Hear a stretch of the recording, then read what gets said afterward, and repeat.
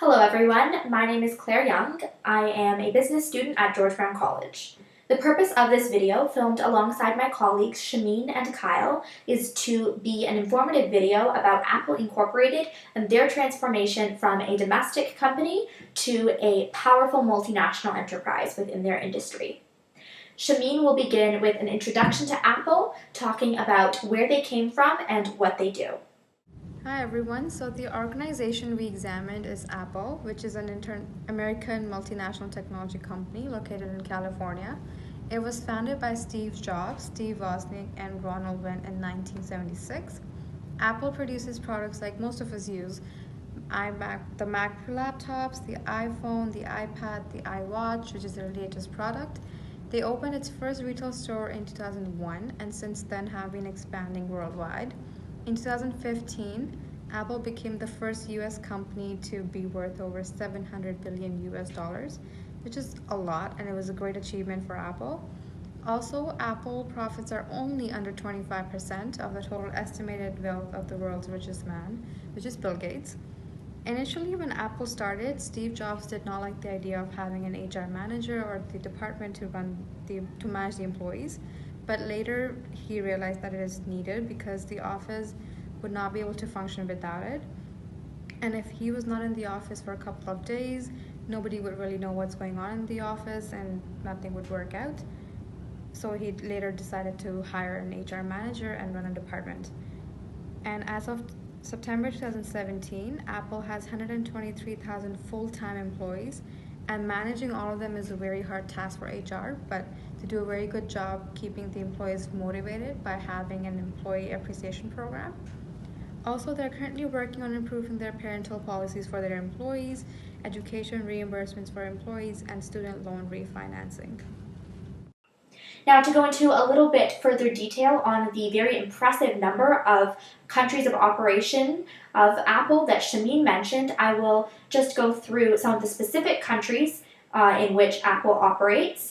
Those include, but are not limited to, the US, UK, France, Brazil, India, China, Singapore, Australia, Germany, Sweden, and even more.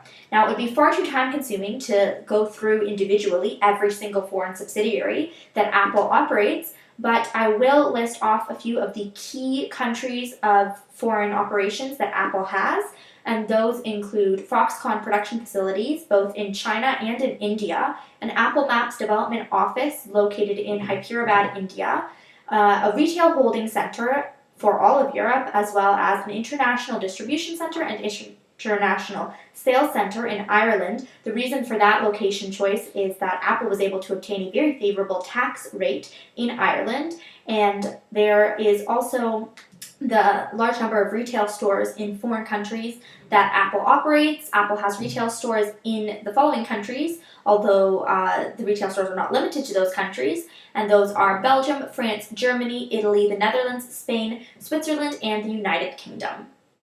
There is obviously interaction and interplay between these three different types of employees that Apple employs, as well as between the very diverse cultures of all the different countries that Apple operates in. So managing this interplay effectively is very important for Apple's Human Resources Department. Kyle will now go through the current practices of Apple's Human Resources Department. Human resources planning, recruitment, and selection, especially relating to the multiple expansion. All the company job options as well as the job description are usually put on the official website for easy access by people from all over the world. Candidates are usually attached to visit a company website in search for their change by filling up the career application form. The recruitment process in the company involves searching for the candidates both outside and inside of the organization. Each job application usually goes through 3 to 4 rounds of interviews if the company is satisfied with their resume. The company has developed a systematic approach to recruit. Apple usually takes between 2 to 4 weeks to process the receiving application, and this depends on the quantity as well as the job position. an explanation of the Apple performance management and especially in relations to multinational expansion. The managers and employees of Apple Incorporation work together in planning, monitoring, and reviewing the work object of the employees and their overall contribute of the multiple expenses of the company. Apple training and development products, especially in relation to the multinational expansion. Apple has very well planned training and development programs. The company employees are its key advantage and most especially in research and development department as well as in the marketing department. The company trains its workers as well as supervisor with the aim of improving their performance and ultimate its global success. The company also supplied employees education and development program which helps its current employees to study those files which they are highly interested. The company usually audience its training session in order to follow up and even measure their performance. It is usually regular audience that are aimed at digging deeper into the company supply chain in order to make sure that there are not underage workers that get chance of working at the company. All of the different human resources practices that Kyle just went through are no doubt impacted by many different factors, some of them being beyond Apple's control. Apple cannot control what happens, for instance, politically in a country of operation, but they can control how they deal with it. So I will now go through a pestle analysis of Apple, which is just a debriefing of different types of concerns that Apple may have when expanding on a global scale. And those include political concerns, economic concerns, social concerns, technological concerns, legal concerns, and environmental concerns. Political concerns for Apple when expanding globally would include the fact that the US's politics are rooted in democracy, whereas China's politics are rooted in communist totalitarianism.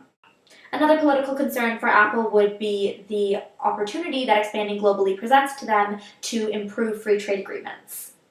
Economic concerns for Apple include the US's strong market-based economy being influenced by their strong individualistic attitudes, which are in a stark contrast to China's changing and growing economy, which is influenced by their strong collectivist views.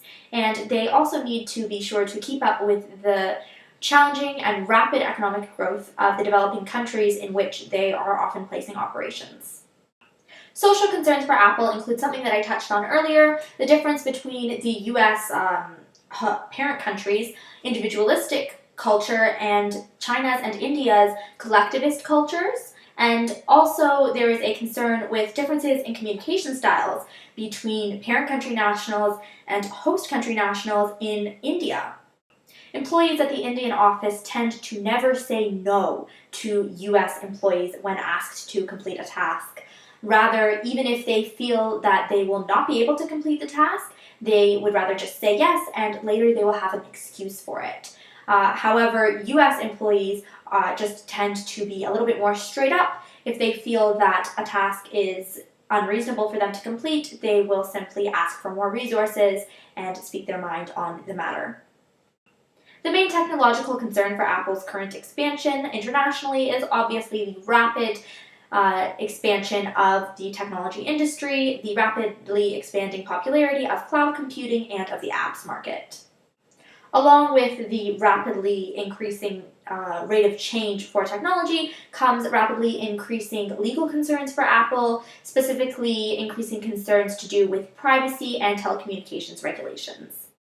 The last concern for Apple's international expansion, but by no means the least important, is the big environmental concern. Environmental concerns for Apple include ensuring that their practices contribute to a high ethical standard for sustainability and for labor rights, especially since they are operating in countries where labor rights are a little bit less strict than those in their parent country. Apple has already taken some steps to address these environmental concerns, really ethical concerns. They have tried to improve their technology in their products for increased efficiency. They have established certain recycling programs, and one article reports that they have been improving their employment practices throughout their supply chain to ensure such things as no underage workers. So Apple is working on meeting all the challenges presented by the concerns that can be gone through in a PESTEL analysis, and working towards continuing to expand globally.